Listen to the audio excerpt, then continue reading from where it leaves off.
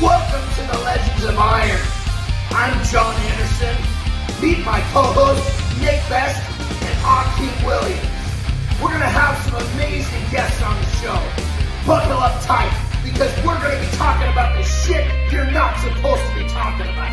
We're going to be discussing anything and everything it takes to become a Legend of Iron.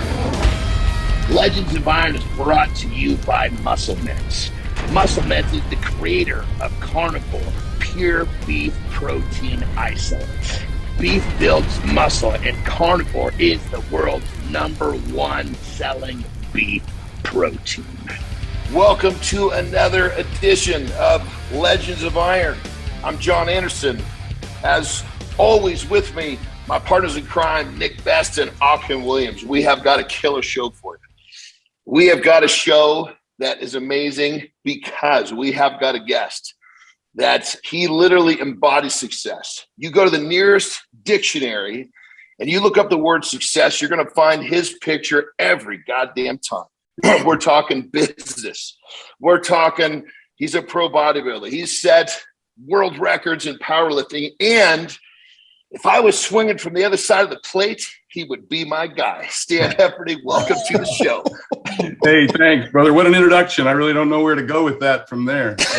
well, I'll tell you, what I'm dying to know, and I'm sure what everybody else is dying to know, is you clearly have forgive the term secret, but you've got some methodologies to your madness and how you're so successful in everything you do. I'd love for you to talk about that a little bit. Yeah, to be honest with you, a lot of us have that type A personality, in order to be in sports. I find that amongst a lot of athletes that I work with now. Plus, I had a bit of ADHD. I just thrived in environments where I could repeat certain behaviors every day. And bodybuilding, powerlifting really, lent itself well to that kind of personality. All of the daily routines, the checklists, the repeat this, repeat that, day in, day out, hours of sleep, number of meals, workouts, the progressions, planning, recording, tracking, that just lent itself well to me. And so it's been a long journey. I've tried to find out from everybody I could over the years, and everything I could read, if there were any tips or tricks or secrets, and I would love to share those with folks. But to be honest, this is a matter of just busting your ass, rewind, repeat. And I found the same thing to be true in business. And I've said that in a rant of mine. I said, anybody who's successful, highly successful athlete, the same amount of discipline, time management, consistency that you pour into becoming a great athlete at any sport, if you were to put that same amount of energy into any income producing venture, you'd be a millionaire within 5 years. Just wake up every morning and grind and keep repeating the same behaviors that have shown you success. Absolutely. I don't think business is any different than sport in that regard. Yeah, I would say, clearly I've heard you say that in the past, that, if you're successful in a sport, you take that effort, you take the commitment, and you apply it to business, that you're going to be very successful very quickly. So your kind of commitment sounds like it was kind of one of the underlying factors in this whole thing. Yeah. Yeah. And, to be honest, the training was always the fun part. That's the easy part. We love that. It's just, once you get hooked on that's you want to go to the gym all the time. It's outside the gym, having the discipline and consistency to do the things that allow you to recover from and prepare for the next bout of training. That was the piece that I was really doggedly consistent with, and mainly as a matter of necessity, because I was undersized. I was 140 pounds as a 18-year-old freshman in college, and all the guys I were training with were much bigger, and I had dreams and goals and aspirations of being a bodybuilder, a pro bodybuilder. And when you're, back in 1985, if you wanted to be a pro bodybuilder at 6 feet tall, all there was a heavyweight class, and you needed to be 250 pounds of shredded muscle in order to get that one pro card they offered every year to the overall winner of the USA. or the 3 they offered every year at the nationals to the 3 classes that were there. They offered 4 pro cards a year. And so the, the top amateurs were deep, and any amateur that won a pro show back in the late 80s and early 90s, like the Flex Wheelers and the rest of that group, they would immediately that same year place in the top 10 in the Olympia. They were that good because there were so many guys vying for so few pro cards. I benefited, of course, from the Masters division. I turned pro at 40, but I was the best I had ever been because I had taken advantage of all the things I had learned, and I had reached out to great coaches. That was when I trained with Flex Wheeler. And so I encourage everybody to get a coach and just to keep learning and keep working hard and understanding that this process takes a decade or 2. It's not a lot of guys now. They're like, oh, I want to compete in a couple of shows and get my pro card within 2 years. I mean, that's not going to happen. Yeah. It seems like on that level, you sought out Flex Wheeler to get your pro card in bodybuilding. Then you went to Mark Bell for powerlifting. So it seems like going to those resources is definitely a part of your formula. Yeah. Oh, 100%. Yeah, I've probably worked with just about every guru in the business. Trained with Charles Glass and trained with Eddie Cohn in powerlifting. I worked with some really great bodybuilders over the years and powerlifters, and it's just a who's who. Every opportunity you get to glean information from these folks or to train with them to take you to another level, is really the return on that investment is fantastic. I think everybody should. Nowadays with social media, you could train out of your garage and watch. There is a lot more information, of course, available on the internet than there used to be. We didn't have the internet back when I was starting out. It was the guy behind the counter at Gold's Gym who was eating tuna fish from a can, and rice cakes was about all of the nutrition information you had. So it was a long, slow, self-taught road of mistake after mistake after mistake. But geez, nowadays you jump on the internet, and if you find the right people, it's just great that you got a podcast here talking to the people who have done it and at a very high level. Then it's much easier, I think, now to succeed much sooner, but it still takes a hell of a long time to build the size and strength necessary to compete at a top level. Yeah, knowledge-wise, I think you're going to save people about 15 years. I mean, how long did we go after it in that era we had to learn it for ourselves and then get mentoring from other people. I mean, Bull Stewart and Eddie Cohen are 2 of mine that I learned from. And I learned a lot from both of those men, a lot. Yeah, Bull Stewart, there's a name. I went up to his gym, it's been 10 plus years ago up in Seattle. Mm-hmm. Those are some great experiences. Every opportunity that we had, we'd try and go work out with someone who was in the know, who had kind of lived it, because there was no other resource. Yeah. It was really neat because at Nationals, and I think 94, I brought my workout journal with me, and Bull asked to look at it, and he started lining through things, telling me this is too much. This is where you need to do this. He goes, all you need to do is put 100 pounds on your total every single year, and eventually you're going to end up beating everybody. And 96 and 97 is when I won Nationals and Worlds. So yeah, he was right. It was kind of neat. It's funny because when you start out, like I went and got Arnold Schwarzenegger's Encyclopedia Bodybuilding, like most of us did. You end up working out for 3 hours a day, doing 30 sets, 7 days a week, and trying to eat a pre-contest diet, like I mentioned, tuna and rice cakes. And then as you get older, you're like, damn, I didn't need to do all that. I just needed to be a little smarter about my training and more consistent outside the gym about my recovery. Right. Yeah. Right. But those times when we were we were working way too hard, and we were, it was almost like, for me, I'd throw that was like when I developed my discipline, because you're tired. You're overtrained. You don't know it, but you force yourself to keep going, and you have to have that ability to force yourself to keep going when you don't want to. That's part of the formula for sure. So, yeah, although it was a terrible mistake, there was a lot that was gained from the period of doing far too much. Oh, agreed. You know, I get a lot of guys that come to me now that are up in years, that have been training for 20, 30 years, and they're not competing anymore.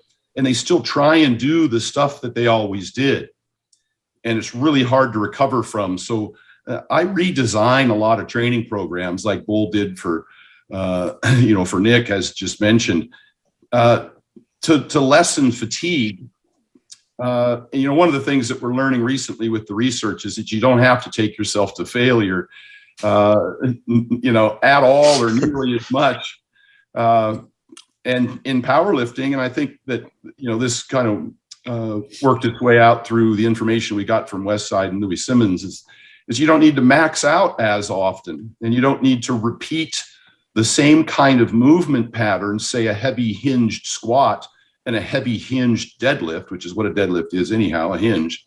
If you're a low bar squatter and you're deadlifting in the same week, that's the same exercise, and you're doing 85 plus, probably 90% of your 1 rep max every single week. I was fortunate to have kind of recognized that when I was training with Mark Bell. And my program at the time, I squatted once 1 week and deadlifted once the next week, heavy.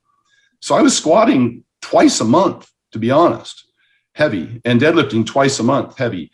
And understanding, of course, I had already reached an elite level. And so I was, you know, the loads were significant. This isn't the starting massive program. Yeah.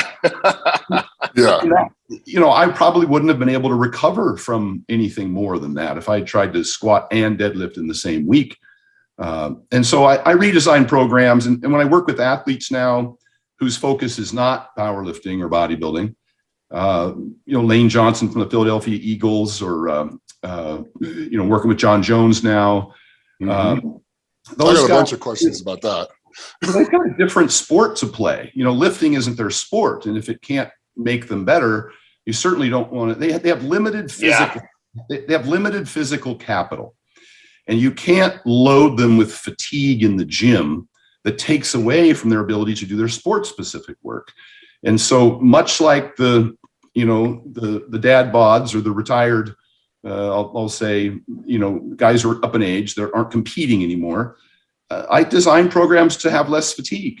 You can still get the hypertrophy benefit. You can maintain a significant amount of strength with much less volume, just by changing the loading parameters, not, you know, doing more concentric work, repetitions under heavy hinged loads, you know, axial loading, squats, and deadlifts. You can get an incredible benefit out of, you know, some leg presses and hack squats, and, you know, a lot of upper back movements and chest stuff doesn't, you know, give you a ton of fatigue, and just try and give people a break from themselves, because I tried that for many years after I stopped competing. I tried to go to the gym and keep crushing myself just as a matter of habit. And it didn't bode well for me. I have that problem all the time, brother. That's a hard habit to break, man. Yeah. Who's broken the habit? My question. I haven't broke that habit yet. Yeah. And that's why I specifically mentioned people who are retired from competing, because I know that Nick's still out there crushing it. He's a unique individual that way. And, yeah, but the thing is what you're talking about the once every other week, I only pull from the floor heavy once every 3 weeks. Right.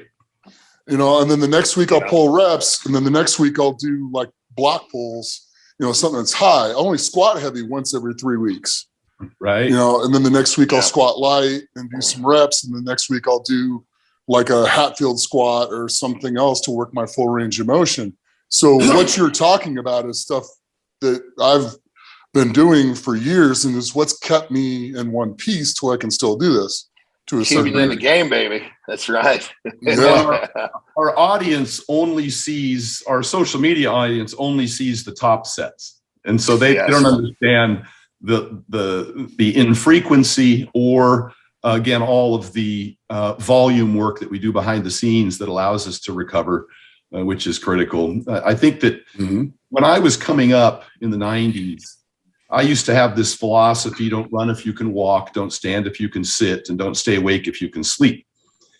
And I found that the only reason I was able to really do that back then is because I was bodybuilding for 4 or 5 months to get ready for a show, and then I would transition into powerlifting, and there was a carryover effect from all the bodybuilding volume that I did. In the absence of that, if you're just a strongman or a powerlifter and you're lifting heavy all the time and not doing a lot of recuperatory and preparatory volume behind the scenes, which you should, I think that it starts to wear on you at a much greater rate than it would on somebody who does all of that movement. So we do a lot of moving, and that's kind of the foundation again of Louis Simmons' program. I wasn't aware of that because I never trained with Louis until I met Mark Bell in 2009. And then the last couple of years of my powerlifting competitions, I didn't compete in bodybuilding. So I did a lot less bodybuilding volume, and I was powerlifting for longer periods of time, maintaining both my heavy body weight and the heavy loading. And it weighed really heavy on me. And as I look back, as I reflect now, I can directly attribute my lack of improvement. I don't think I improved those last 2 years. I was just kind of stagnant to my decreased volume. And as you age, you need more accessory volume. Yes, you do. Agreed. Yeah. Yeah. Well, hey, Stan, turn the corner a little bit. Talk to us about, I know Nick already mentioned, you've been doing some really interesting stuff with Jon Jones. He's transitioning to heavyweight. So obviously your goal is to get him big and strong, but yet, like you mentioned before, only take up a certain amount of his, I think you mentioned physical capital. I love how you described that, but ultimately you've got to have his weight training fit into his repertoire where it's helping his overall performance move forward. So please talk to us about that. Yeah, we implement some kind of common things that we're all aware of in the industry. I think one in particular, we split our training. So we'll do an AM workout and a PM workout. We don't want to grind anybody for 2 hours straight. You just dig too deep a hole, too hard to recover from. So we'll do 2 workouts a day. It's the same way I trained with Flex when I was getting ready for pro bodybuilding competitions. We do an AM PM workout. It lent itself better. You can train long or you can train hard, but you can't do both. And so we would get the necessary volume, but we would split it up. So we had, 2 meals and a nap in between training sessions. These are things I used to see even back in the early 90s when I would drive from Oregon down to LA to Venice just to watch guys train and just try and pick minds and ask questions. They all trained twice a day. They all ate 6+ times a day, mainly because they had a high caloric demand and they needed that many meals just to be able to consume that many calories. Not that 6 is better than 4, but just because they were eating a lot of food. They all napped every afternoon. They all slept 8+ hours a night. That was the thing that I found to be very consistent about all of them. And most of their volume was in that 8 to 15 rep range. Not that you can't get just an equivalent hypertrophy benefit from a heavy 5 rep set or even a lighter 20 rep set, but you get less fatigue in that mid range. And since they wanted to increase their frequency and volume, that seemed to be what people were able to do more consistently if the bulk of their volume was in that mid range.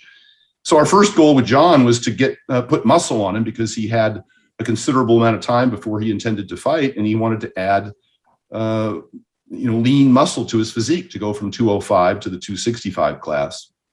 And so it was mostly bodybuilding training, but in a concurrent training model, you don't want to get detrained in any of your other sport-specific demands, such as speed and power.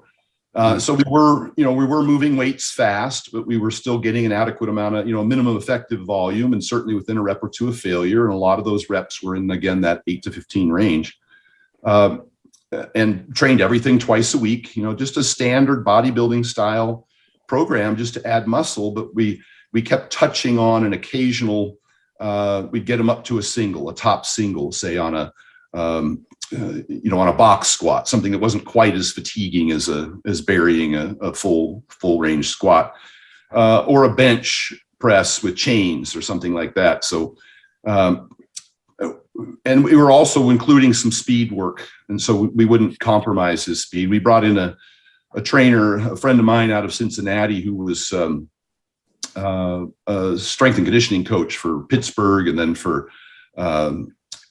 Detroit up there. And he brought in an overspeed treadmill. And some of you might have seen videos of Jon running on an overspeed treadmill.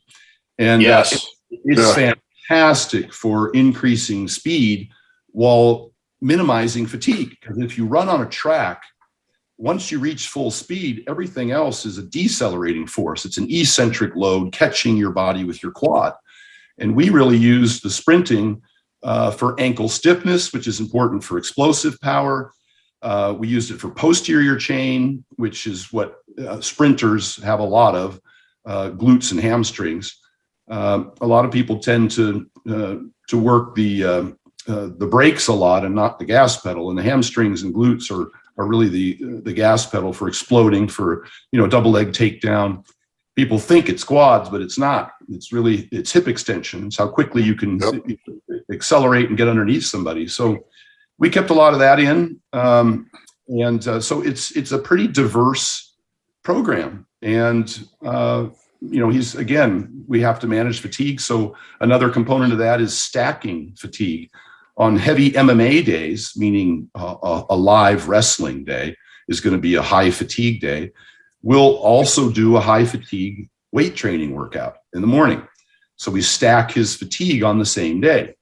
Powerlifters might do the same by squatting in the morning and deadlifting at night, and the next day just be doing, some upper back lat pull downs, et cetera, that aren't quite as fatiguing, so that systemically they can recover from the high fatigue day. So we coordinated with his MMA coaches to make sure that we weren't beating him up every single day. He has a hard day and what we might call a light day, which is more bodybuilding, upper body work, and more skill work like jujitsu or some pads, hitting mitts rather than going live. So I think that's, other than that, just trying to keep him fed, appropriately, so he gains mostly muscle and less fat. So, my philosophy behind that is to obviously get a gram of protein per pound of body weight, and then keep the fats kind of lower, around 0.3 or 0.4 grams per pound of body weight, so I can drive the carbs higher to fuel the work and utilize that to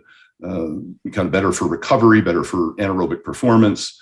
And so that's kind of our macro breakdown, and what he eats, for those foods should be micronutrient dense. So it's a broad range of, protein sources. I love red meat for the iron, B12 and zinc, and I love whole eggs, and I love yogurt as great protein sources. They give a ton of benefits. And then, then I'm chasing potassium, fruit, potatoes twice as much potassium as banana. And we obviously have to give him a reasonable amount of salt for all the sweating that he does. So I think that's the nuts and bolts of what we're trying to do down there. Question. Did you notice a significant change in terms of his performance as soon as he started adding more muscle, or was it like just same thing, like he was still performing at a high capacity while he was adding the muscle? Oh, great question. We take metrics of his performance, things like a broad jump and a high jump. We want to keep speed and power when we increase strength. Nobody wants to get an athlete stronger and get them slower at the same time. And that was the neat thing about the overspeed treadmill, is it allowed to get metrics to measure how fast he is. And we used the broad jump as another measurement of how explosive he was. And we just told Jon, we don't know how heavy you can get. You've never tried this before. He's always been a wrestler cutting weight. But we know his older brother is a 300-pound defensive lineman who was a Super Bowl champion. And we know his younger brother is a 270-pound NFL football champion that just set the all-time sack record for Arizona. So it's not like we were concerned that he didn't have the genetic potential. we just, like you asked, we just wanted to make sure that he didn't decrease in performance that was necessary in sports specific. So we had a few measurements, and every now and then we'll sprint him on the treadmill, make him do a broad jump. And that kind of tells us, is he getting, slower, or can we keep going? Can we keep adding more and more muscle? And as of now, he's actually excelled in performance. One of the main reasons is because, notice John's always been really strong on things like deadlifts. He's obviously built for it. But his posterior chain wasn't trained quite as hard. You see that a lot with wrestlers, a lot of athletes, as a matter of fact. Their hamstrings and glutes don't get trained as much with resistance training. And so we focused on that right out of the gate. And that was one of the big reasons why he started seeing, when he went live with other athletes, that he was getting in under double leg takedowns so much deeper than previously against the same athletes. They had no opportunity to sprawl. And he's really... That was something I was going to ask you, is what does his training partners feel as he's rolling with them and he's sparring with them, as far as how much deeper he can get into that? I've watched other MMA fighters train a lot and get a lot stronger, and then all of a sudden they go to roll, and their rolling is just like that much better. Agreed. And, historically, when he was really going hard with his training partners, he was also dieting to get down to 205. So now it's like not only it's not only fair. Stronger, but he's getting bigger, and able to eat. And so when he comes to the workouts with more energy, his stamina and endurance has always been extraordinary. He's the 5-round guy, that's for sure.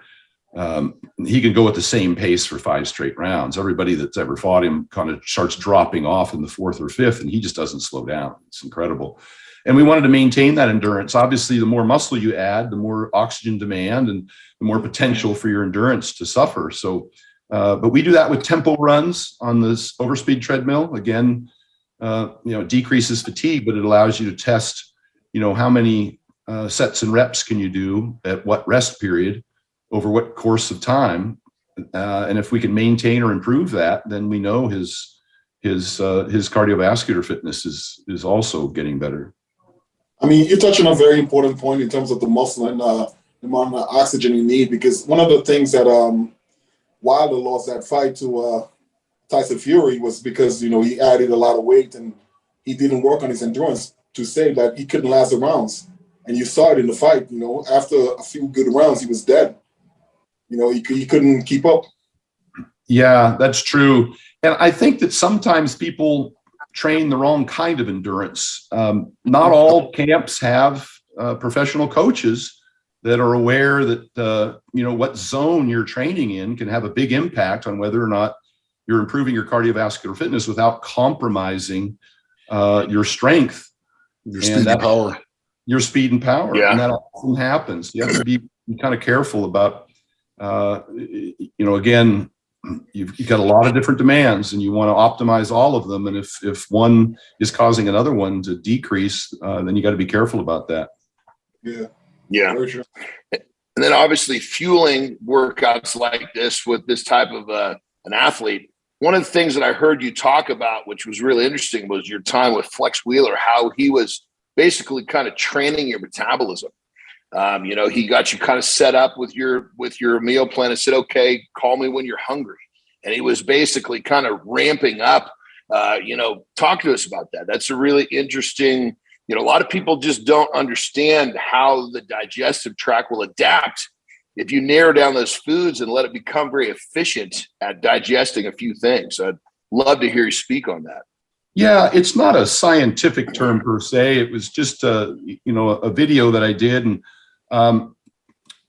we call it metabolic adaptation in the science, in the study of nutrition, the study of metabolism. When you eat fewer calories, particularly when you lose weight, your metabolic rate will slow down. You'll burn fewer calories. When you eat more calories, your metabolic rate will speed up. You might burn a few more calories, and that's not an endless scenario. And some people's metabolic rate will slow more than others, and some people's will speed up more than others on either end of that spectrum, whether you're dieting or trying to gain weight. And over time, and if you try and eat too much, if you wake up one morning and decide you're going to eat Ronnie Coleman's diet, you're in big trouble. If you're eating, that is not going to work.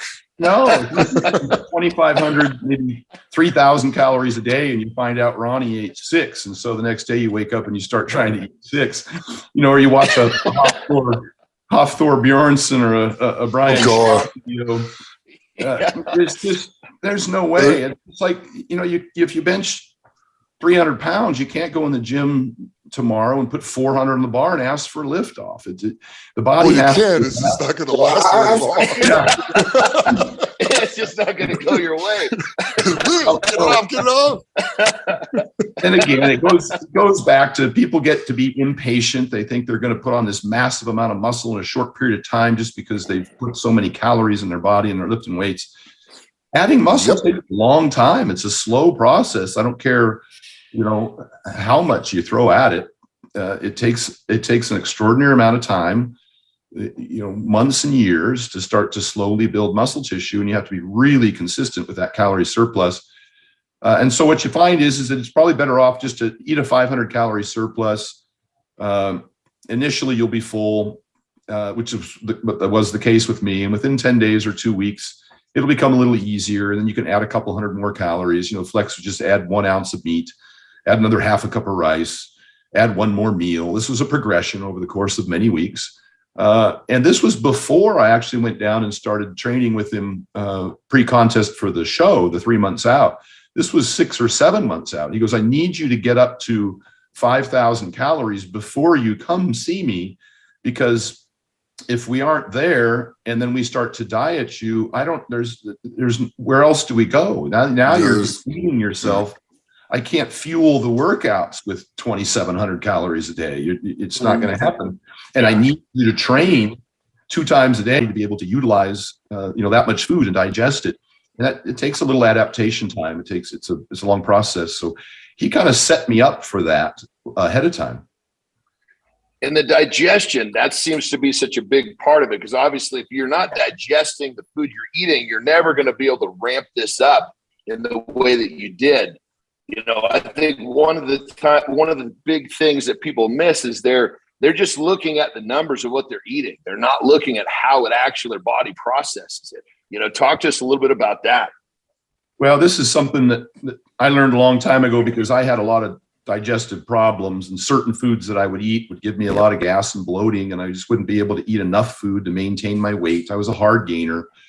And then, of course, as I started working with strongmen and large professional athletes, I would use some of the same tips and tricks that I was able to allowed me to eat more calories for them. And really the bottom line of that is that you need to eat, because we have to eat so many calories, we have to be cautious about the foods that we eat taking longer or harder to digest, or causing significant amount of gas and bloating, or just giving us a satiety signal for too long, so we can't eat the next meal soon enough. Because in order to consume 10,000 calories, you got to break that. You can't just eat 3,000 in one meal. You could, but you're going to have a lot of problems digesting. I don't know. I've seen like 3 other guys that I spent a lot of months with do that, and still just bewildered on how they could manage to get that many calories in all of the time. Well, but I ask the question. I just don't digest it as fast as they do. No. And, to be honest, and I've worked with a lot of those guys, and as you know, and they, what they don't tell you, or what they do tell me as their coach, is that they have a lot of problems. It's a very difficult task to eat that many calories, and they have a lot of digestive issues. They get diarrhea a lot. They're on the toilet all the time. It's a painful existence. And so I use foods that are easier to digest. I kind of select those now from the low FODMAP menu, because Monash University out of Australia has put together a list of foods that are more or less likely to cause you gas and bloating. And they tend to be a little lower fiber. They tend to be less filling foods. And so I pick those foods, and even little tricks like eating steak. It's easier to eat ground beef than steak. And that's why I would have athletes grind their steak into ground beef. It has more surface area. It's easier to eat. It's just mechanically speaking, you can consume more of it faster and it digests a little quicker. So you'd be hungry again sooner. Same thing about, I blended up that monster mash where I mixed the ground beef with a couple of scrambled eggs, with some white rice, with some bone broth. And it was really just to facilitate make it easier for the athlete to eat more calories in one sitting, for it to digest faster and to be hungry again sooner. Because if you eat all of those things separately and they're a little drier, it might just as a matter of,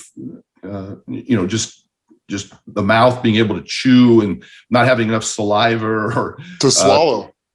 Yeah, it can be hard.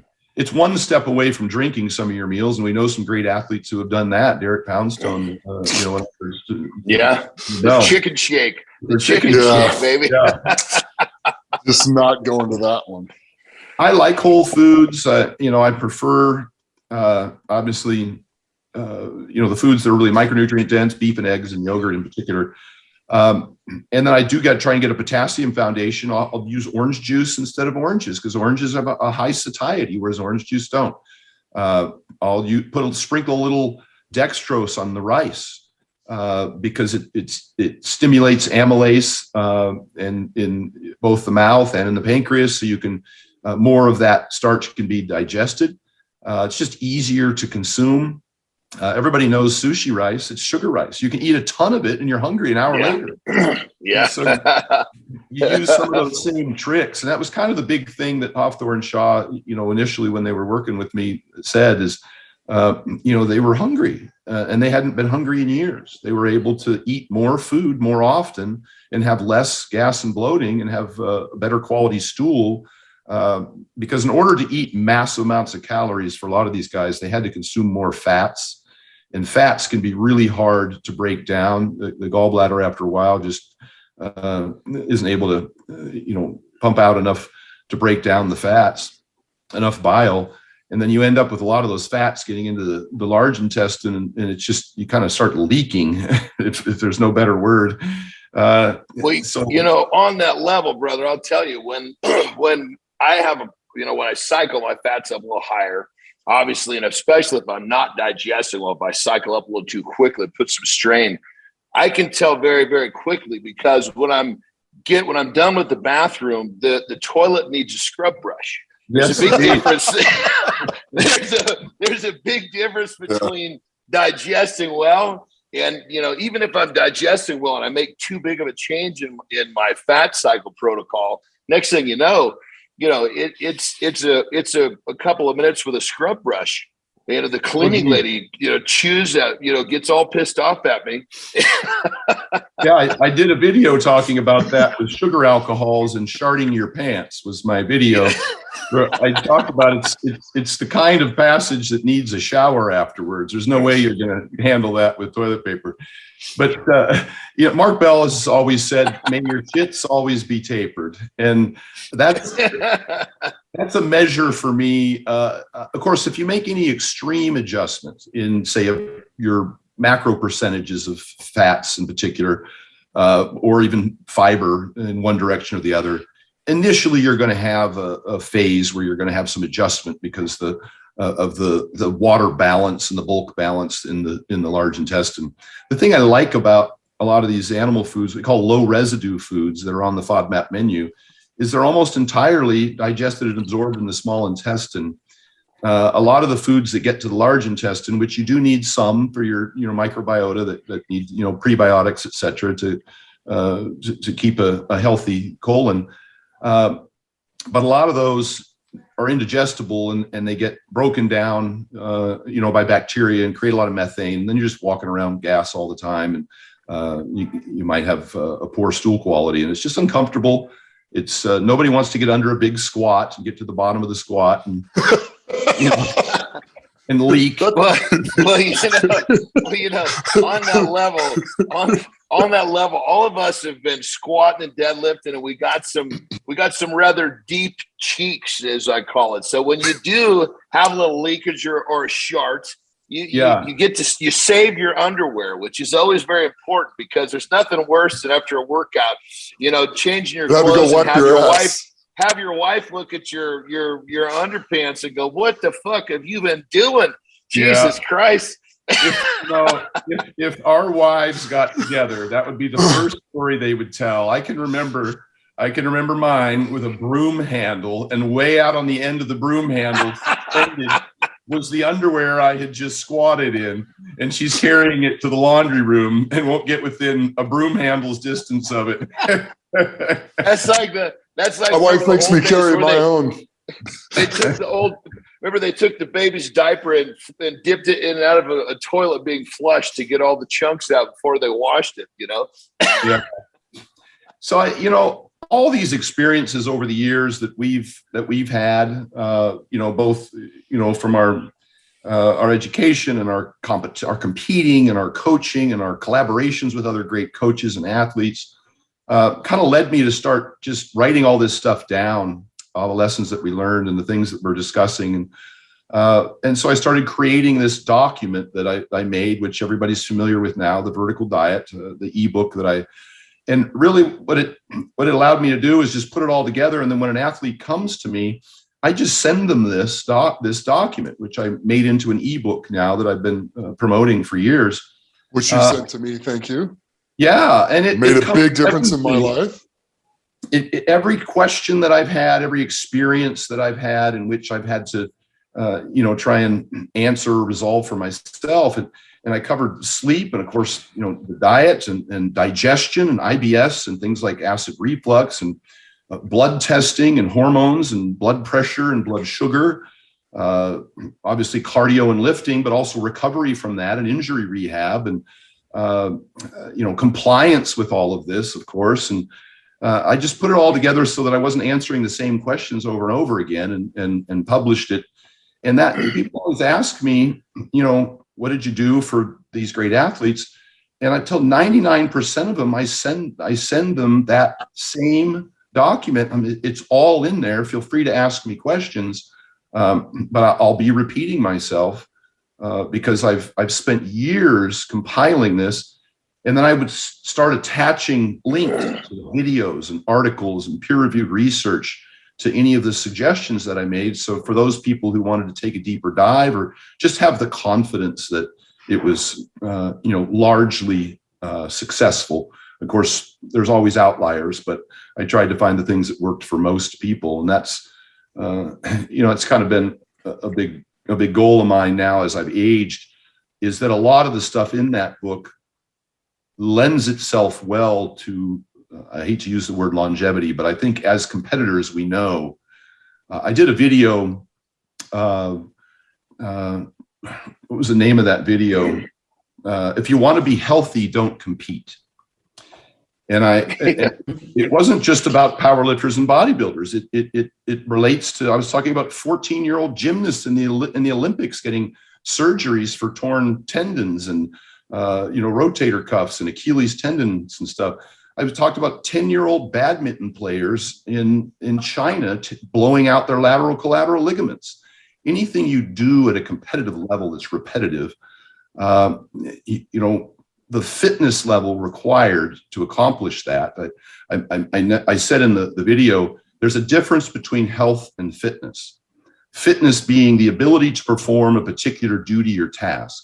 The fitness level required to compete in the world's strongest man is not healthy by no sense of the imagination, or bodybuilding or powerlifting or football or gymnastics or any other sport, especially the high impact sports. Soccer has a much higher injury rate than weightlifting, by far, by tenfold, as would football and any other impact sport. So, I will say this, with your diet and that stuff, it makes it a whole lot healthier. I'm going to tell you that right now. It was kind of my smoke point. My blood tests. I said part of my job, or part of what I had to learn throughout my career to be able to compete into my 40s and look at Nick in his 50s now, still crushing it. I had to mitigate damage. It's not like you can avoid it, because if you don't take yourself, somewhere, near that area, that zone, I've always said that, show me someone who's never been injured, I'll show you someone who's never won anything. And that's, there's a whole lot of guys out there talking about their knee health that squat 200 pounds. It's like, but it's so true, brother. Oh my God. It is true. So I said a simple statement, but so correct. Agreed. So a lot of what I do when I get in touch with a big athlete, I think Nick and I first started talking about, this kind of thing with respect to injuries and inflammation and hips and knees and stuff some 10 plus years ago. Yep. A lot of the stuff I do is really to try and mitigate damage, to allow them to continue to compete at a high level, but pay attention to things, like joint health, like physical health, heart health. And that's why, we talk about the blood tests and the like. And yep. I hate to work our way into this, tragic recent death of Sean Roden and other great athletes, John Meadows recently, and Andy Hammond, people we all know and love and have associated with over the years.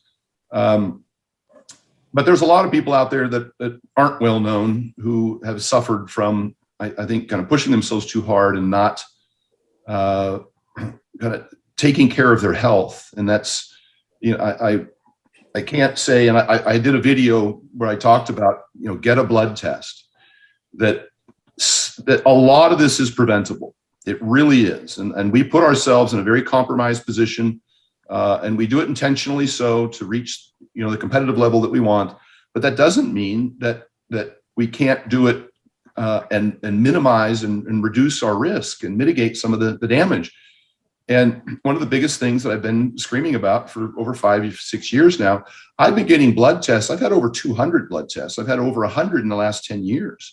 I've been getting them very regularly, almost on a monthly basis throughout my career, so I could see what was going on and make adjustments accordingly. I just recently, I don't know if you step on anybody's toes, but I just recently came across a group called merrickhealth.com. And their blood tests, you can do them online. They're like half the price of what I've been paying. And that's a great resource, brother. That's a great resource. People need that resource. Please share that. You can go to stanefferding.com and scroll down to blood tests. And I don't make any money on this. And scroll down to blood tests, and it'll give you a link, and it'll show you the blood tests that I typically buy, but it's a really comprehensive test.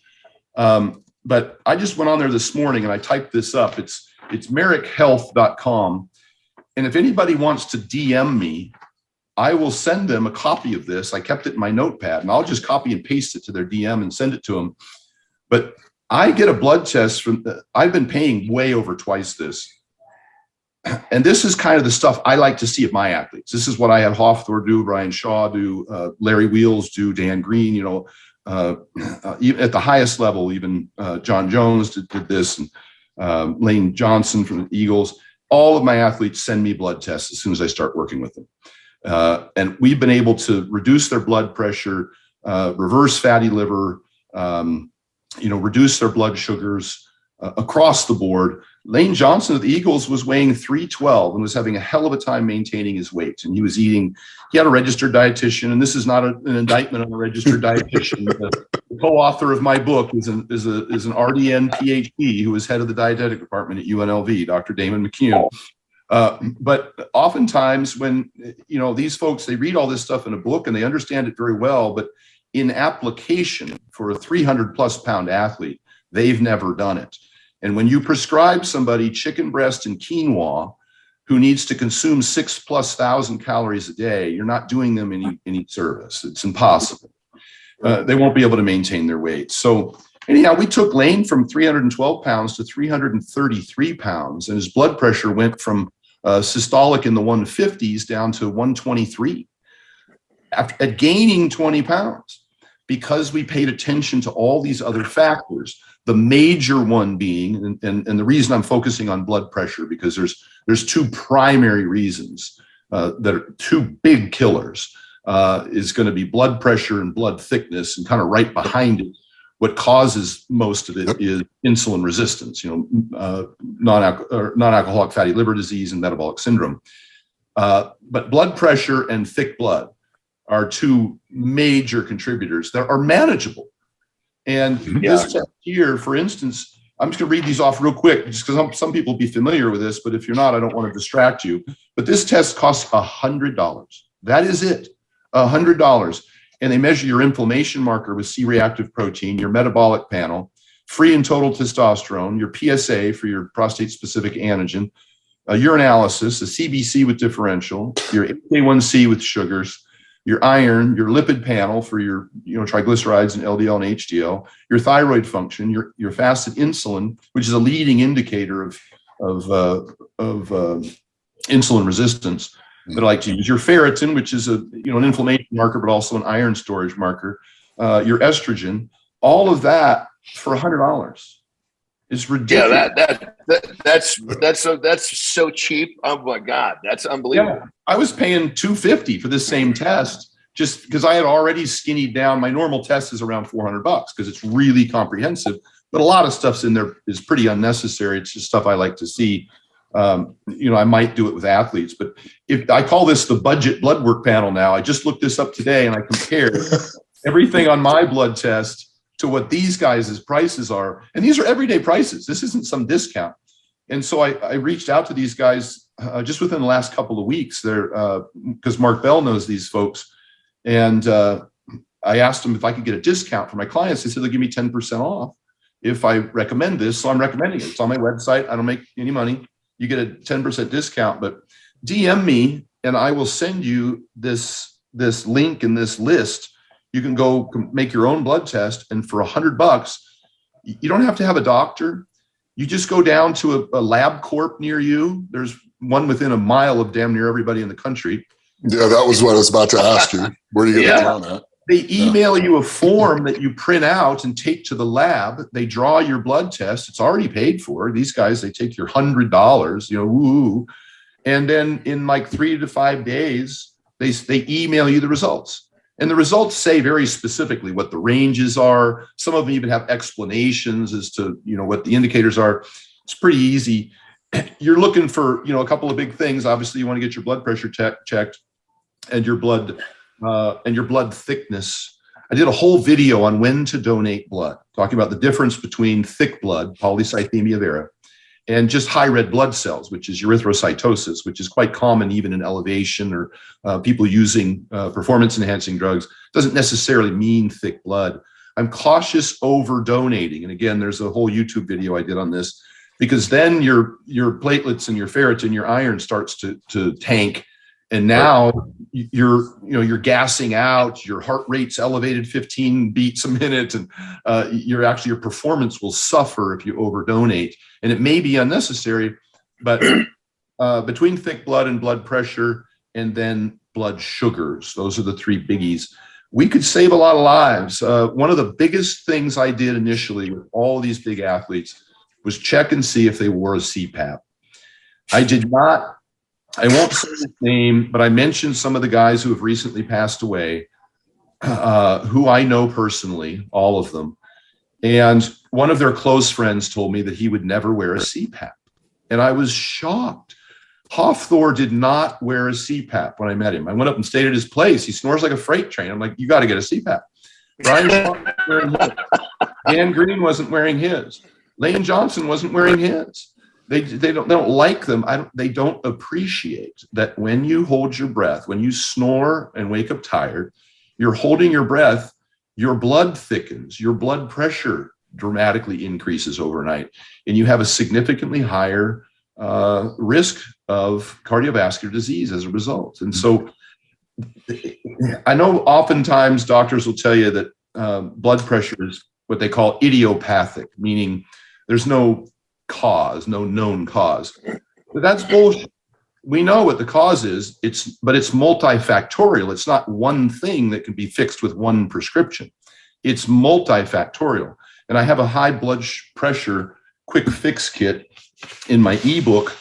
I have 100% success rate, as should anyone who applies these really simple and well-known methods, reducing blood pressure with my clients, those people who work with me. And I'll just give you a quick list. It's in my ebook. I even got a video, high blood pressure quick fix kit. You can go watch it for free. You can buy my book. Losing weight obviously is a huge one. Taking a 10-minute walk after meals is more effective than metformin for reversing or preventing type 2 diabetes. Metformin is the #1 prescribed drug in the world for type 2 diabetes. It's twice as effective just taking a 10-minute walk after meals because it reduces what they call postprandial glycemia, the elevation of blood sugars and the duration of elevation after eating a meal by up to 30%. That's significant. And that'll help obviously keep insulin down. And those are the drivers of most of these metabolic diseases, such as fatty liver and blood pressure, et cetera. And the high blood pressure, just as a comment, as an aside, is also the leading cause of kidney damage, which should be of huge concern. We all have friends that are on dialysis. We know them who have suffered in this industry in particular from high blood pressure. I liken it to running a pressure washer through a coffee filter. That's what you're that makes a lot of sense. That makes a lot of sense when you break it down like that. Stan, that's the way that you kind of present things is really helpful for people to get a perspective that will make them pay attention to this stuff, And one of the things I love that you said a minute ago, solving these problems is never one thing. It's a series of things that go into the solution. 100%. And none of my athletes have declined in performance, but they've improved in their health markers. So I'm not telling people to quit lifting or to quit pursuing their goals. Quite the contrary. I'm just the opposite.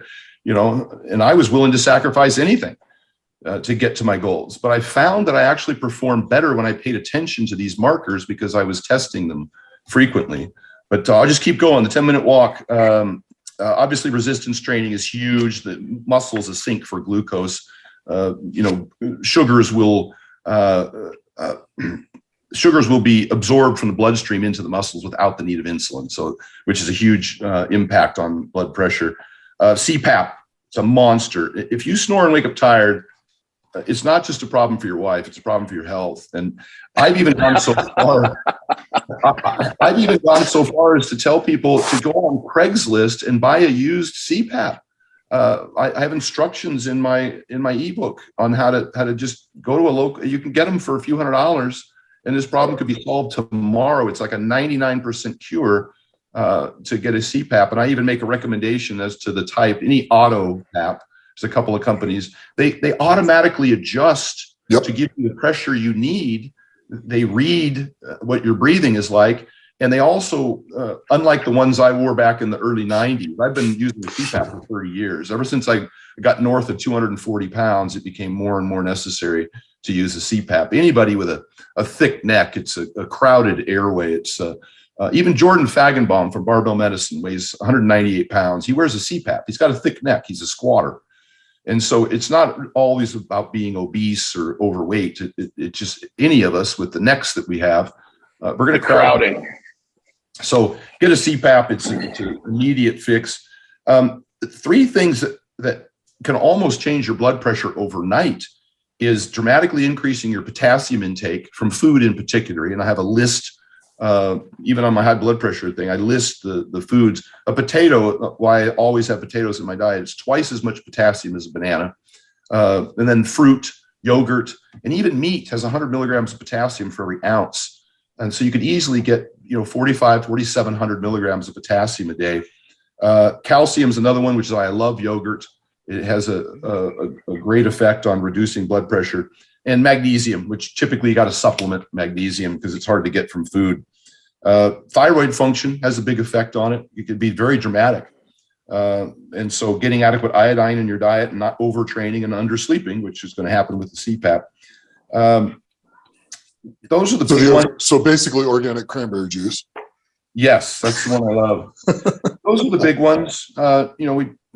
I think, and then the high blood sugar quick fix kit is also in my ebook, which that's huge. Your insulin levels, obviously, but some of the things we do there is just eating protein first has a pretty significant effect on regulating your insulin, your blood sugars, and not only in that meal but in subsequent meals is a big one for blood sugars. The 10-minute walks, of course, are huge. Working out's huge. Losing weight's huge. Sleeping is huge. Your blood sugars go up after even one short night of sleep. So there's a lot of fantastic information. I think that people. I don't want to overcomplicate it. I just want you to go to my website or DM me and get a blood test. It's $100 for Christ's sake. And if you see and get your blood pressure tested, you can do that at Walgreens or CVS. They've got clinics at most of those places that'll do it for I think free. And if you see those problems, man, reach out to me. I've answered over 100,000 DMs in the last 3 or 4 years. Comments, questions, and I usually copy and paste answers. But it's so important, I think, that people understand this could be a wonderful pursuit, the sports that we're competing in. And I don't think that people should be afraid to train, to add muscle, to get big, to compete, so long as they do it in a healthy manner and don't get too overweight or too high blood pressure or too thick of blood. I think that this is fixable. So sorry to blather on, but it's just so tragic and so recent that I think it needs to be said. Well, brother, to your credit, you make the stuff that seems the stuff that really is complicated. You make it pretty easy for the layman to understand, and I include myself in that. So I'm not talking smack about anybody. Sometimes hearing somebody get really in depth on talking about things like you're talking about with blood tests and things like this can be a little overwhelming. So the fact that you break it down and make it simple for people to understand is a huge, huge help for people to kind of not veer away from something. A lot of times people get a little, they'll veer away from something because it seems too complex. So I think you're doing a phenomenal job breaking it down for people to see a little more clearly. Or somebody tells them that they have to lose weight, or even that they have to stop eating meat and eggs, which is bullshit. Here's a meta-analysis. Dude, I'm telling you, meat and eggs is something I eat. I've eaten that shit for 20 fucking years. Helps with performance. 100% helps with performance. We see study after study now where even when they compare equivalent amounts of protein intake and equated for calories between people who eat whole eggs and people who eat just egg whites on groups of people who train both for strength and hypertrophy, the whole egg eating group outperformed the egg white group. The diversity of those micronutrients is important. Cholesterol is actually important. And I know that people like to squawk about that, but there's brain function too. Yeah. And brain function. 100%. Yeah. The creatine and everything in the meat. But here's a recent study. This is examine.com. All of our viewers out there should be familiar with, and if not, you should definitely go on to examine.com. They're one of the foremost researchers in the industry on supplements to begin with. And it's a group of about 30 researchers run by, I think, Kamal Patel and a bunch of PhD researchers. These guys are brilliant. They don't take any outside funding. They just did a recent meta-analysis of randomized controlled trials. This isn't epidemiology. These are randomized controlled trials of red meat consumption. And this was looking at dozens of different studies. And the conclusion of this, I'll just run right to the conclusion. Total red meat consumption does not affect changes in biomarkers of glycemic control or inflammation.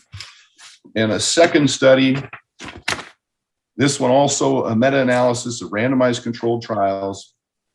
They tested cardiovascular disease risk factors for people consuming red meat. They looked at total cholesterol, LDL cholesterol, HDL, triglycerides, systolic and diastolic blood pressure. And their conclusion right here, study, the results from this systematically searched meta-analysis of RCT supports the idea that consumption of red meat does not influence blood lipids and lipoproteins or blood pressure. So you always go to doctors that will tell you, you got to stop eating red meats if you've got high LDLs. you may have to reduce your saturated fat, bacon, butter, maybe whole cheese.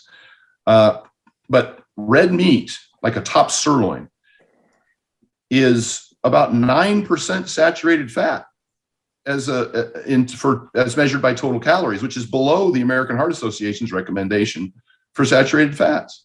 So I don't take it out. I don't recommend people taking it out. If you have thick blood, or if you have high hemoglobin, hematocrit, and RBCs, you want to look at ferritin, which is your iron, and you want and get an iron panel, and you want to look at your platelets to make sure that your blood isn't too thick.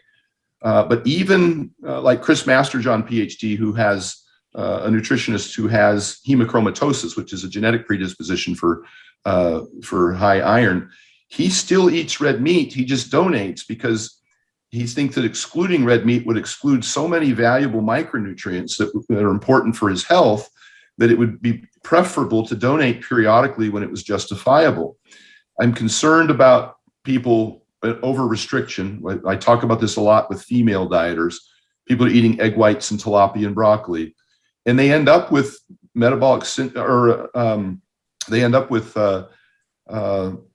kind of a triad. They end up with cessation of the menstrual period, which is amenorrhea. They end up with low iron.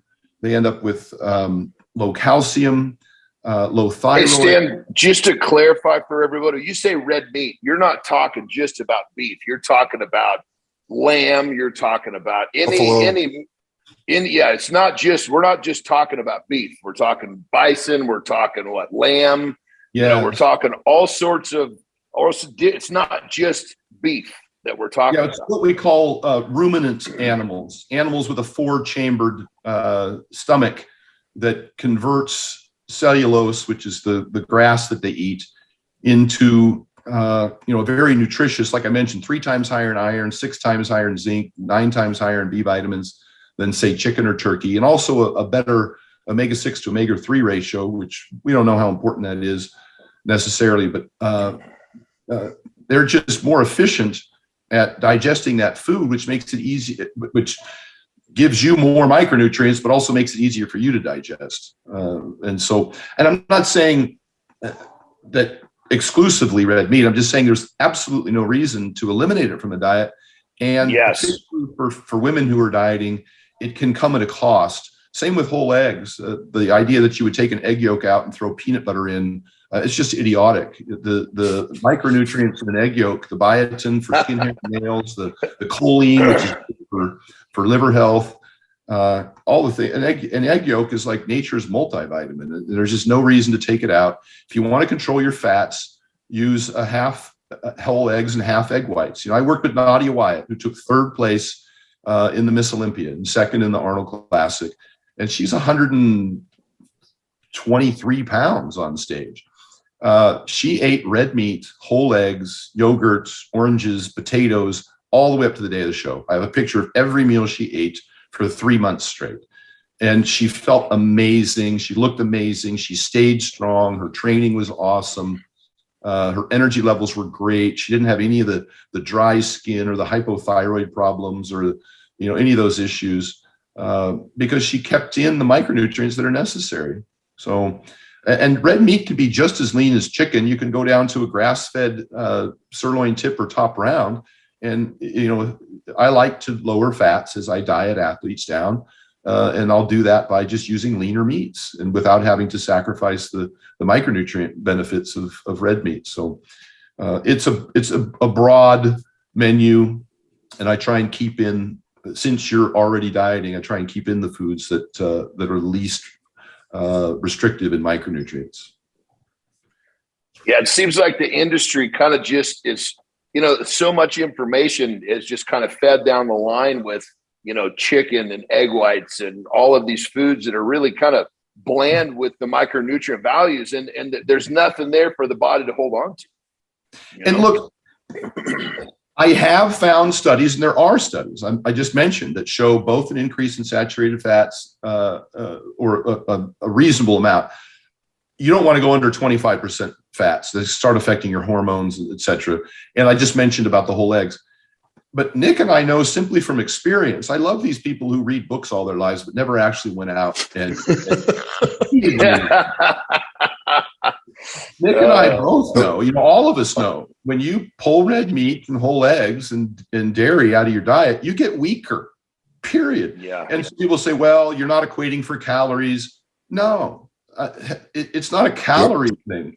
You might be able to, you might be able to have fewer losses if you're not in a deficit, sure, but it has an immediate impact on my strength. And I see it all the time when people make those changes in their diet.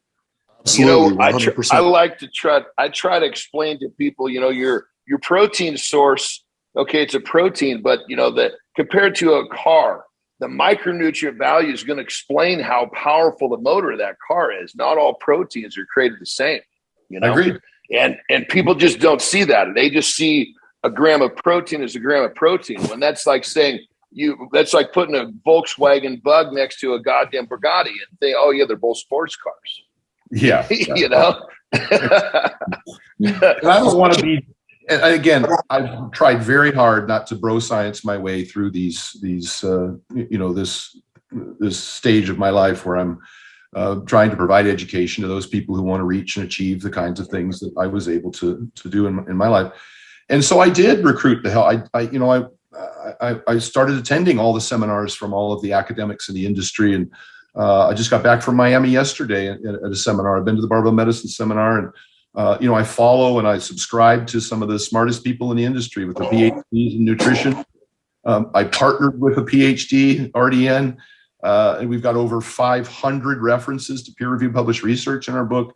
But at the end of the day, I have to bridge the gap between information and application, and results matter. And I don't care, I like to show studies, but I don't care how many studies you show me. If somebody's not performing or improving in performance, something's got to change. And I think we've got a pretty damn good recipe, and no much trial and error and education and collaboration from coaches and other athletes. And a lot of times when the academics, and there's some good ones out there that also compete, the Greg Knuckles of the world, who was natural world record in powerlifting at one time, who's also got a master's degree, and Lane Norton, a natural world record powerlifter and bodybuilder who's got a PhD in nutrition.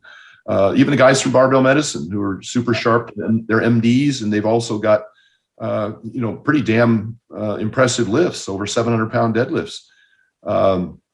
There's a lot of really sharp guys out there that also compete, who I'll listen to much more readily than I would somebody who hasn't been through it like we have and learned and put the work in. I think that's something people could learn from. I think that's something people can learn from in general, is you have the people that are that smart, but may not have done the application. Like, for instance, an ER doctor as opposed to a guy in a lab. You're going to listen to the one that's been helping people and actually curing people over the one that, yeah, he's read the book, but he hasn't really dealt with the people. It's the same type of thing. Absolutely. 100%.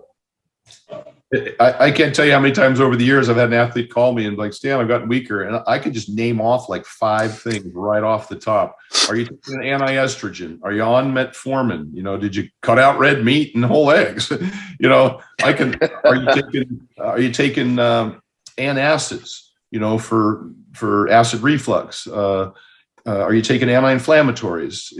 I almost immediately, with those 5, I probably covered 90% of the problems that have come to me, and they're like, oh yeah, I've been doing that. It's like, yeah, I was doing that too. Yeah. It's pretty easy. You see it enough times, you're like, oh, yep, this is what you got to do. Well, there's no substitute for experience, brother. And how old are you? I know you and Nick are almost the same age. How old are you now? 54, both of us now, aren't we? You got a year on me. Oh my goodness! Well, I just turned 54 2 days ago or so, so I'm still a young birthday, brother. Thank you. Mine was the 3rd, so I turned 53 on the 3rd. So yeah, we both, our birthdays are real close together. Well, I think well, we'll I'm still going be to join doing the 50 club here in about 2 months. So I'll be in the 50 club with you guys here in January. So Yeah. I'm not too far behind. I look forward to doing another episode with you guys when we're 60 and when we're 70. I'm just let's do it. Lifting weights is the fountain of youth. We know from research that sarcopenia and muscle loss and strength loss is one of the primary predictors. Well, that and VO2 max is actually one of the primary predictors, but the VO2 max is dependent upon having adequate muscle tissue to create the demand for your lungs to provide oxygen. So it kind of go hand in hand, but we know that grip strength can give us a good predictor of longevity, and trip and falls and how you recover from those things. And so, we're all out there now saying the same thing, including the academics and the medical professionals, that they're prescribing weightlifting to damn near everyone who can even move. Yeah. Even in preference to traditional cardiovascular fitness, because weightlifting does provide a cardiovascular benefit. If you lift anything to within a couple reps of failure, your heart rate's going to go up and you're going to be breathing. And that's it. Speaking of which, the reps are set to 20. That's basically hit under load right there. I hear you reference that all the time. Yeah, and I'm somewhat cautious. One of the people I follow in the industry is Dr. Peter Attia, and he's a Stanford MD, was a Johns Hopkins, he wrote their surgery manual. He's a genius. He's a brilliant Mensa level guy, and he's just fun to listen to because he's in longevity now. And he used to be an ultra marathoner, and he was a distance swimmer. And I think he even did some triathlons. He came to the realization as he got into his 40s that from looking at the research, and that even that kind of cardiovascular challenging, like marathoners who compete relatively frequently, is not good for your health. It creates an enlarged, thin heart wall. It actually does some damage to the endothelial lining of the blood vessels, and those guys start to see calcification, which you would never suspect of someone who is a runner. But again, at the extremes, ultra marathoners with lots and lots of mileage and training at a very high level and very hard.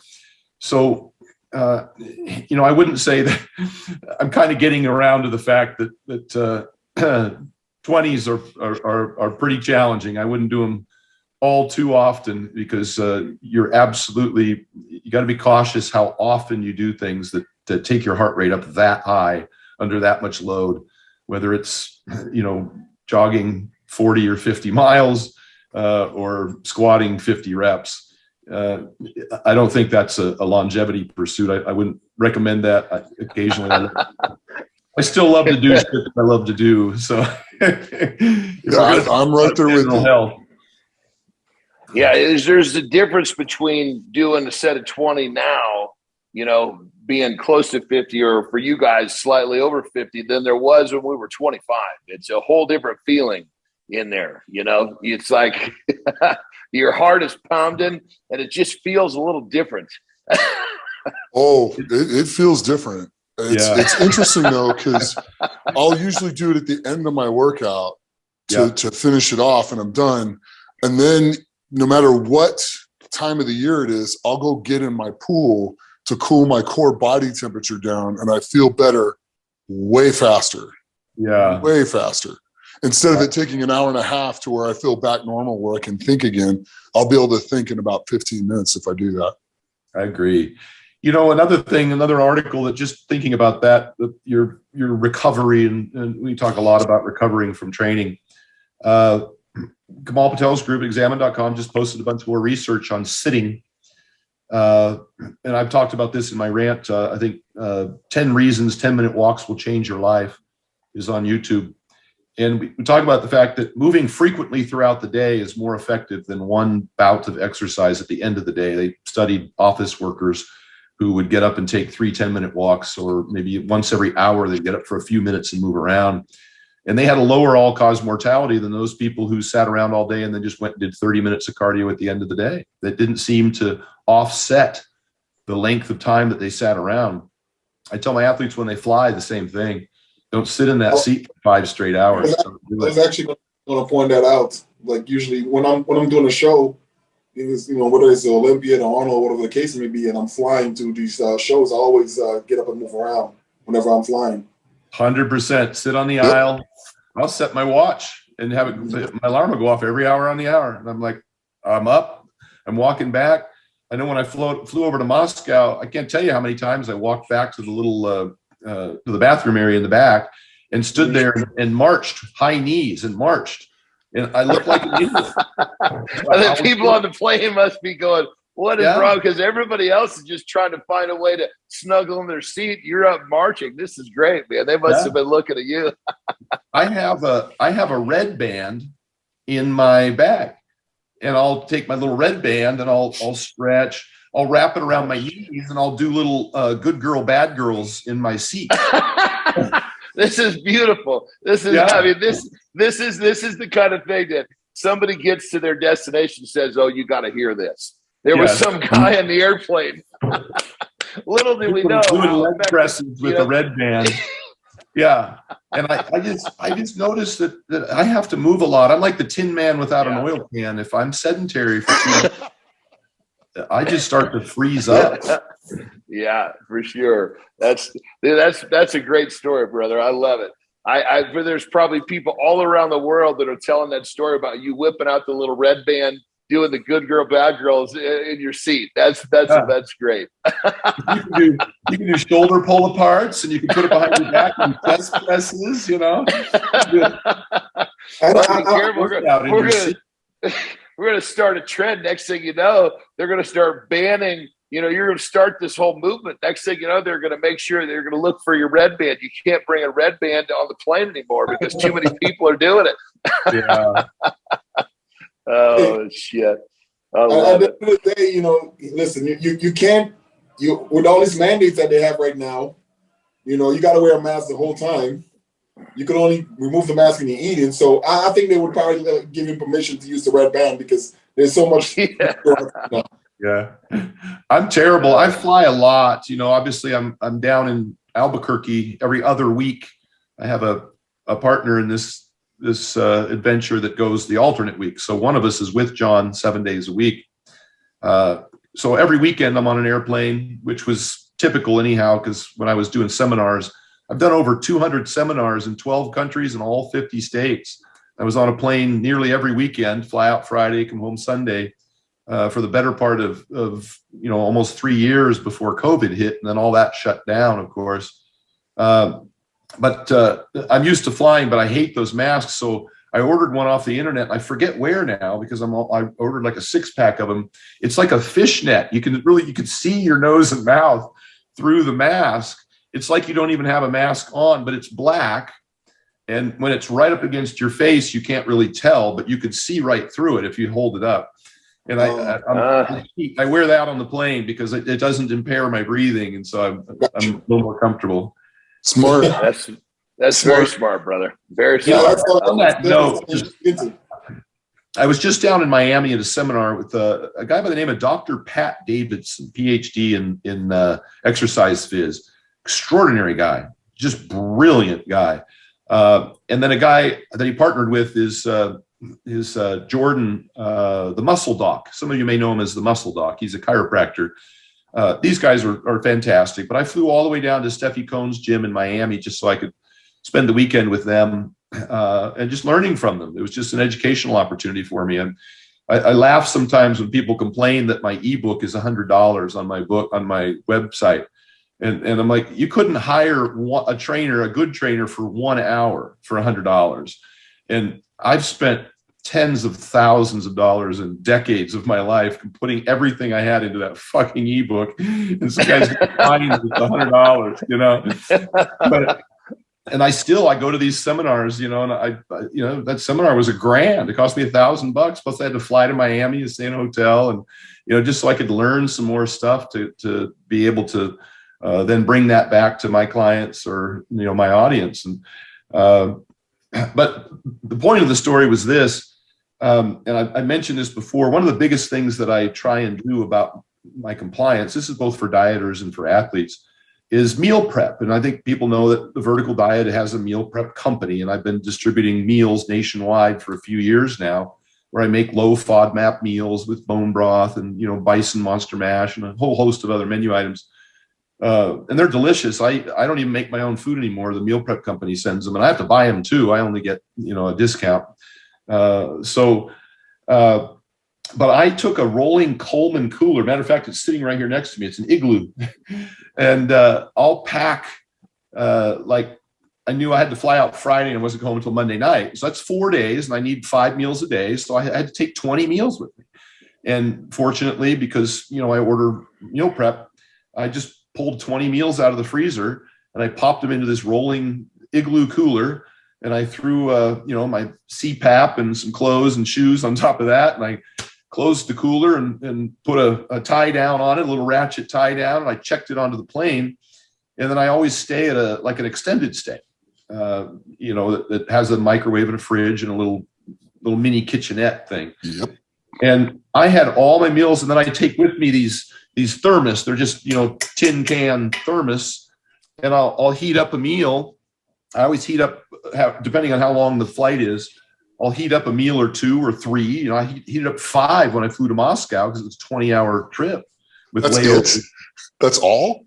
And, yeah, no kidding. Brian used to travel with like 12 of those things. I know. It'd take us 20 minutes to get through security. You have to open up and show them at security. You got to show them that it's not liquid. That it's, you know, I'm like, it's rice and burger and rice. But so I, you know, some people I tell this to, you know, I never miss a meal, and I eat the food that I want with the macro percentages I like, that feels good on my stomach.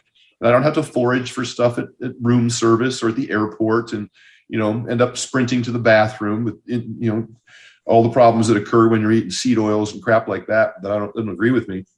But it saved me. I went to one dinner with a few of the guys that were down there, and it was like well over $100, just my part. You know, the tab was like $500 for all of us.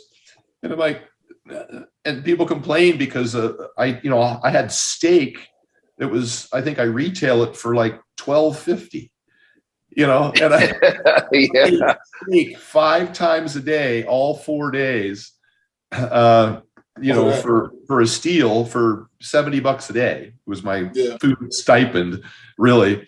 And then I threw in some oranges, and since I had the cooler, I threw in a thing of Greek yogurt and a bag of frozen strawberries. And so I had everything I needed the whole weekend. I never missed a meal, and I was able to travel to Miami and home, and I always pack my meals. It's probably one of the biggest life-changing tips that I try and provide for people, along with the CPAP and the you know, getting adequate sodium intake and little things like that they just make a huge difference in terms of somebody's ability to comply with whatever program that they're on.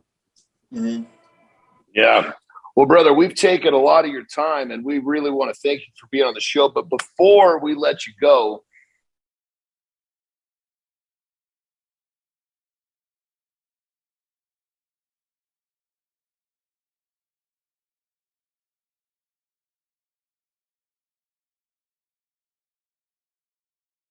you've made such a big impact on, you know, not only people, but the industry, you know, everything from business to bodybuilding to powerlifting. What is it, with all that you've accomplished and all the successes you've had, you know, what is the legacy you want to leave behind? What is Stan Efferding leaving behind? Well, with respect to the industry, I've really tried hard. You know, I'm not the brightest guy in the industry. Like I say, there's a lot of academic professionals I follow and listen to. I really wanted to help other people. I always said, if I knew then what I know now, it's like Nick said, we could have saved 15 years of hassle. I've really tried to put out a lot of information, a lot of free information. I did an entire seminar, a 2-hour seminar in Iceland with Hofthor that goes over my entire diet. It's got almost 7 million views now. And then I've got all those Rhino's rants that I was referring to today, and you could just binge watch those. I spent a lot of time writing those and researching them to make sure I was giving out, reasonable information. I'm not right about everything, but there's a lot of good, helpful information in there. And so as far as the industry goes, I enjoy it. I make a lot of posts on my Instagram of people who use the word life-changing, and it really, humbles and flatters me. And that's the most rewarding in terms of my contribution to the industry, is that I can help other people do this, with the information that I didn't have, and just make their life a little easier, and make them more successful in their pursuit. Beyond that, I think, when I had my kids, I had kids late. I've got a 7 and a 9-year-old. And, the one thing I learned as soon as they were born, because previous to that, I'd just been competing all my life, since 1986. The one thing you learn when you have kids is you're just not the most important person in the world anymore. Nope. Up until that point, I had that mindset. Yeah. It was all about my goals and my future. But I read a great book by Jordan Peterson. If you guys are familiar with the psychiatrist out of Canada, who's gotten very popular, brilliant guy. And I think one of the chapters in the book says, "Don't raise kids you hate." He says, there we go. Other people will hate them too. And so my legacy is really just now invested in trying to make sure that I raise, smart, confident, capable children. And that's my total focus now. I can't wait to get home to them. I enjoy doing what I do, but there's nothing like coming home and seeing your kids and trying to give them all the information and the opportunity and the education that maybe you felt like you maybe didn't get enough for yourself, and I was certainly afforded plenty of opportunities in my life, but I just think that we've acquired so much knowledge now. We want to pass it on and see, and watch them do even better than we did, whatever sport, or career they choose. So that's the career, or that's the industry, and kind of what I'm focused on now, just in my personal life. Yeah. Well, very cool, brother. We love having you on. Nick, Occam, do you guys have anything else before we jump out of here? He's been a wealth of information. I've really enjoyed hearing him speak, and I've learned a lot, about the importance of blood work, and I'm sure all the viewers are going to take that into consideration and get blood work done more often. So thank you so much, Stan, for coming on, man. Yeah, thank you. Yeah, absolutely. Thank you. I've learned a ton from you. It's one of the reasons why I can still do what I do. And I can't explain how grateful I am to you, because I kind of ate sort of that way, but the fine tuning of it just made it the world of difference. And I really do appreciate that. And I thank you for it. That's and awesome. It's amazing you're making people healthier in this industry. And that goes miles. And you're making people healthier just in general, because if people ate more the way you did, we wouldn't have obesity problems. Yeah. And it's an easy diet to eat, and it's not difficult. It's fun to eat. I think it's fun to eat. So anyway, I just want to say thank you. Yeah, thank you guys. And I just want to remind folks, go to stanefferding.com and scroll down to blood test. I don't make anything. There's a link there where you can go to merrickhealth.com and get a blood test. The budget blood test that I just typed up today and showed you the little paper of, just DM me at Stan Efferding on my Instagram, and I'll just copy and paste this for you. And you can, it's $100, man. Go get a blood test, get your blood pressure checked. If you got any questions, or if you've got a loved one, if you're the wife of a husband who's deep into this pursuit that he's so passionate about, and maybe he's got his head in his sand about some of the health issues. If he snores and wakes up tired, if you hear him breathing a little heavy, or if you're concerned about his blood pressure, reach out to me, because we'll do everything we can to get people to make a few minor changes that'll help keep them around longer. So, thanks you guys for the opportunity, platform to speak to your audience. Absolutely, brother. Absolutely. Well, on behalf of us and behalf of all the people's lives you changed, we want to say thank you very much. And that's going to be our show for the day. So everybody, thank you for viewing. This is Legends of Iron. We will see you next time. Yeah.